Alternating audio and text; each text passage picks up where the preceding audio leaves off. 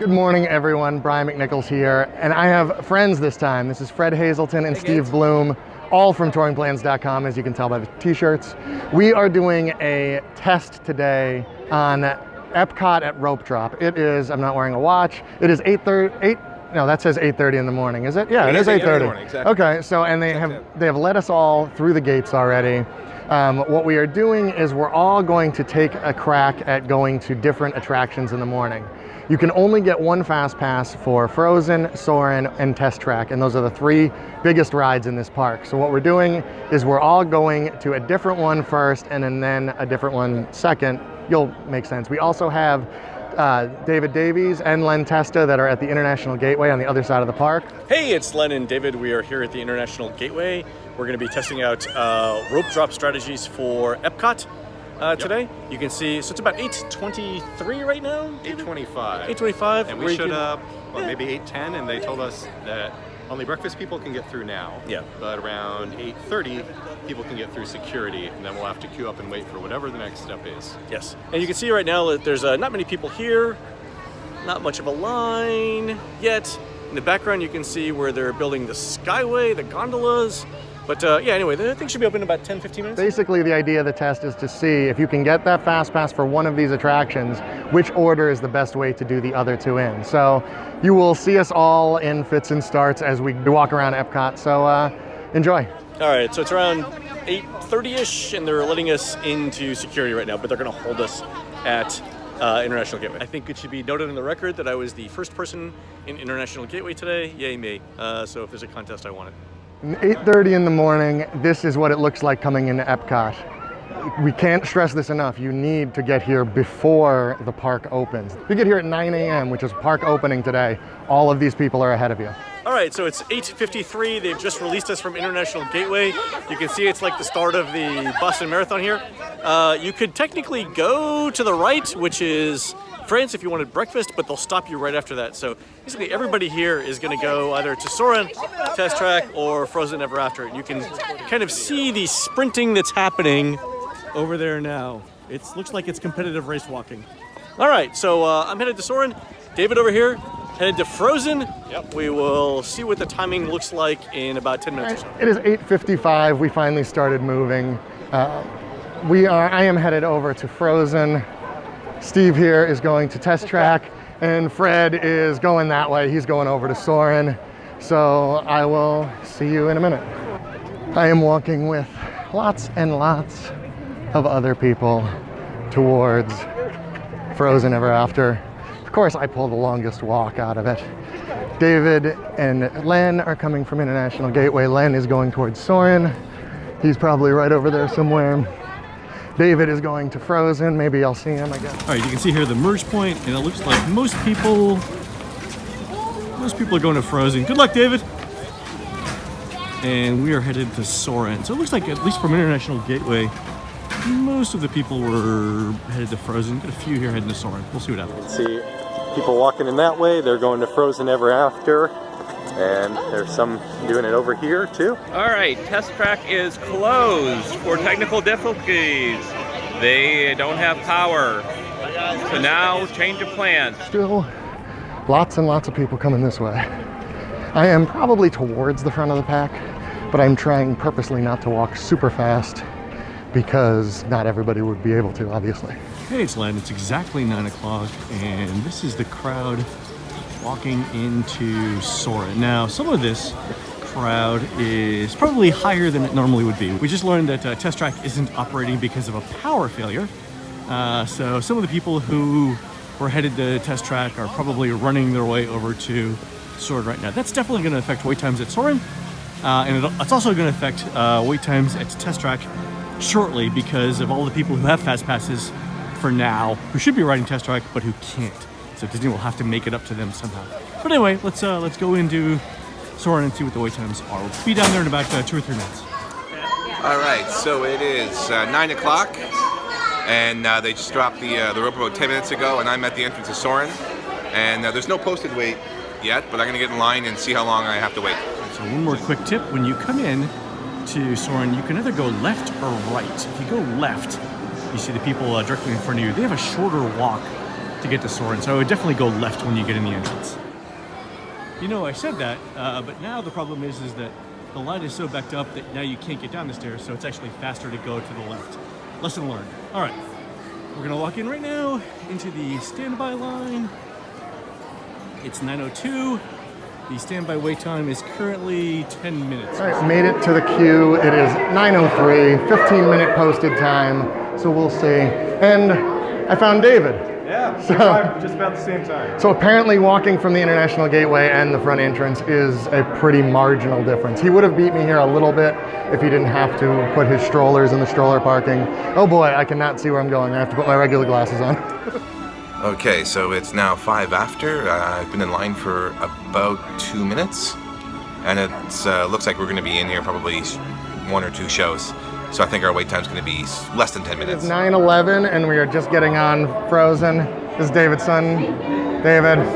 We're getting on 8 minutes in line. Not bad for getting here in the middle of the crowd. All right, it's 9:16.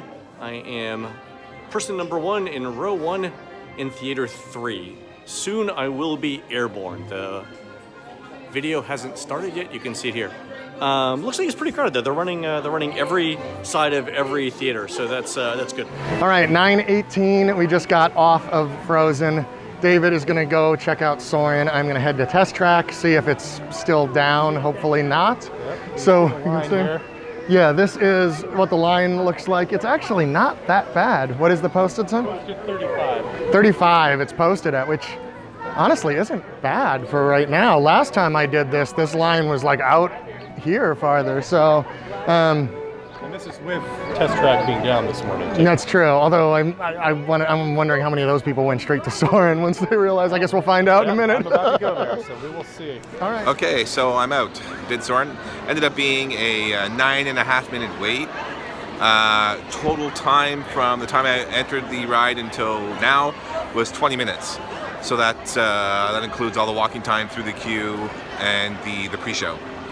So off to Test Track. Hopefully it's open. Let's see. We do not have an estimated time of opening the attraction today. We do apologize for the inconvenience and thank you for your patience. It's 9:27. Just finished Soarin'. You know, I complained about the visual distortion in it sitting all the way on the right-hand side. Still a great ride. The only problem you really see with the visual distortion is with the Eiffel Tower, which looks crooked. But it's a great ride, you know, and that's why people go on it. So heading over now to Norway. We'll see how long of a walk this is. I may stop off for a quick coffee on the way. I'll let you know how that goes. To get from Frozen Ever After to Test Track, the best way is to use this pass-through. This is the old Odyssey restaurant that is used as like a festival show place for the Food and Wine or Flower and Garden, or right now Festival of the Arts here at Epcot. It is a strange kind of windy little path, but it comes out basically right at Test Track. So if you're going between the two, this is going to be the best way. I'm not hearing the Test Track cars in the background, which might not be a good sign for Test Track being open. I'm on my way to Soarin' from Frozen Ever After. As you can see, the World Showcase Promenade, it doesn't have nearly as many people as when the rope dropped. It is 9:28 a.m., so it took me a little while to walk over here. There's still a decent number of people still entering the park, as you can see, some people departing too. I am approaching Soarin'. We'll walk through here, obviously plenty of people. The wait time says 35 minutes. See how that goes. Hey. Right. Definitely still can't hear the cars, but what I can hear is them making an announcement over there that Test Track is closed. And David's already going to Soarin', so we don't need that. So I guess I am just free to shoot other videos and wander around lovely Epcot at a very reasonable temperature. As we walk to Norway, you can see some people. They're all walking to Soarin' right now. Again, Test Track is still down, so a lot of these people, probably a good third, maybe even half of them would normally be going to Test Track, but they're not. I'm here in the Soarin' queue. The posted wait is 35 minutes. Had a good walk over here from Frozen Ever After. My son wants to say hi. Say hi, Jonathan. All right. So we are going to wait. It's been a long time since I've been on Soarin' without without FastPass, so we'll see how we survive. All right, it's 9:40 a.m. We just hit Norway. You can see right here, it's the meet and greet for Royal Sommerhus with a 50-minute wait. That's good for princesses. All right, let's walk up and see what we've got for a Frozen Ever After wait. By the way, here's the line to get into Akershus for the character breakfast. All right, looks good, looks good. 40-minute standby wait. Now I'm boarding. 10 o'clock a.m. exactly. We'll see how that wait's worked out. It's going to be a little less than 35 minutes predicted. All right, so it's a little bit after 10 o'clock. We waited 23 minminutes. We are next to board on the next boat for Norway. Yay, that'll be fun. So not bad. 40-minute posted, 23-minute actual. Do you want to build a snowman? Come on, I know you do. Well, I finished up my Soarin ride and am exiting through the very long queue that we have. On the way out here, as you can see, the Soarin wait time was 120 minutes. And there are actually people outside the door, or outside the standby entrance lined up. Oh, it just went down to 75 minutes, so I don't know what they have going on there, but there are obviously a lot more people waiting there now than when we got in line about 40 minutes ago. All right, it's 10:11 a.m. off of Frozen, headed to Test Track. It's a good ride. You know, kids love it. I think it's growing on me a little bit. I still think it's not a particularly well decorated set of sets. Ask yourself, what kind of people might find themselves sitting at Test Track waiting for it to open? Fred Hazelton's statistician of Here's a random TouringPlans. person Here's sitting a around.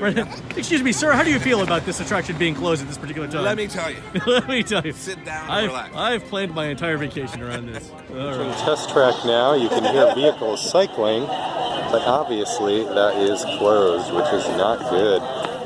So I finished my first two rides in the 80 minutes after the park opened, but I'm not going to be able to do Test Track. All right, so we're here with most of the group. Len, David, and Fred. Steve is still in line for Soarin. So he's just getting extra wait times. All right, Len, go ahead. You were saying some of the interesting things that we learned so far today. Yeah, so one of the things that the thing that we tested today was which of the 6 different ways you could see Test Track Soarin' and Frozen Ever After worked best. And it's a little bit difficult because Test Track is broken down, even though you can hear the cars in the background. But here's something that David and I did. David went to Frozen first and then Soarin'. I went to Soarin' and then Frozen. And the idea was that both of us would have gone to Test Track after that. I think you waited a total of 38 minutes in line for the first 2 rides. I waited a total of 39 minutes in line. But the difference is that I had to walk back and forth. I had to walk from International Gateway to Soarin' to Norway and then back to Test Track. So David was always a few minutes ahead of me, simply because of the walking. And as I said before, because I came from the front entrance, David came from International Gateway. We both went to Frozen first. Got there within a minute of each other. So Steve and I got in you and I got into Soarin' within a minute of each other, even though you were coming from the front. Yeah, Which is what they tell you, and that's what we always say. It's about the same, but to some degree, it doesn't make sense. Right? Yeah. And I didn't walk super fast either, so yeah. No, oddly enough, what we were just talking about was that under these circumstances, if what we might recommend as the FastPass option is actually Test Track, it doesn't necessarily make sense. But the reason is because, as we've just proven, you can do both Frozen Ever After and Soarin' reasonably comfortably first thing in the morning, regardless of which order you do them in. And Test Track does break down quite a bit. So what's going to happen today, they are running the cars, they are expected to open at some point today. So what's going to happen now is when they do open, everybody that had a FastPass this morning is going to go try to use it. And the standby line is going to go immediately to probably, 2 hours at least? So if you don't have a FastPass for it, you're pretty much not riding it without a crazy wait. This way you can get the FastPass for it, do the other 2 attractions first thing in the morning. Then when that does reopen, you'll at least have the FastPass wait, which is probably still going to be honestly like 45 minutes later in the day for the FastPass wait. People that are coming back. But At least you much have the better. flexibility of coming back whenever you want. Yeah, and I may come back on here in a second with an addendum after we think about it for a couple of days. Forget everything we said. We're completely wrong. They'll never see this anyway. So. Good point. And here I am, back in Pennsylvania. Got my hoodie on, it's cold out. And I will be back in 1 minute to give you a wrap up and tell you what our opinions are now. It does factor heavily. The test track does break down a lot. It does, yeah. We haven't checked in a while, but it's somewhere around 40% of days where they have at least some minor breakdown. So if test track were actually working, though, I think you could go through it fairly quickly and move on to the other things. But the thing is, if there's a 50-50 chance that it's going to be running. Yeah, I mean, it's one of those, all else being equal, you might as well get that chance for, that 1 in maybe 5 or 1 in 6 times when it breaks down. You've got that FastPass you can use later.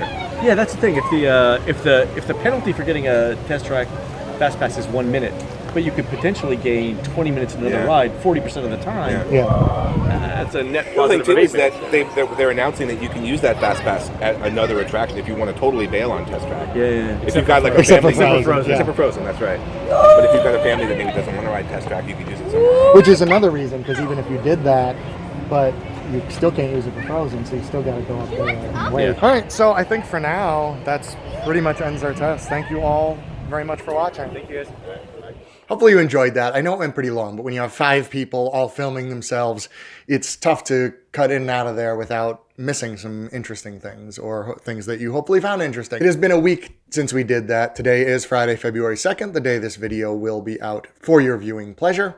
We filmed that on Friday, January 26th. And having a week to think about it, we still think the test track FastPass could be a good idea. But we also think you can't really go wrong choosing one of those 3 FastPasses. You can only choose one of Frozen, Soarin', and Test Track. Frozen is probably still the best one for the simple reason that then you can do all of Future World before 11, which is when World Showcase opens, and then go and use your Frozen Ever After FastPass and enjoy World Showcase without having to backtrack back into Future World. So it's more of a logistical choice than a wait time choice. No matter which one you choose, you can pretty easily do the other 2 attractions within the first hour and 15 minutes of the park opening. That said, we also looked up the numbers for how often Test Track breaks down, and it's quite a bit. Fred in the video said about 40%, and he was pretty darn close. Basically, Test Track was reported as closed during the first hour of its operation 54% of the time within the past year. Even if we cut that down to a time where we got at least 5 offline submissions, it's still right about 30%. So 40 is probably pretty accurate. Now, it may have only been down for a couple minutes. It may have been down for an hour.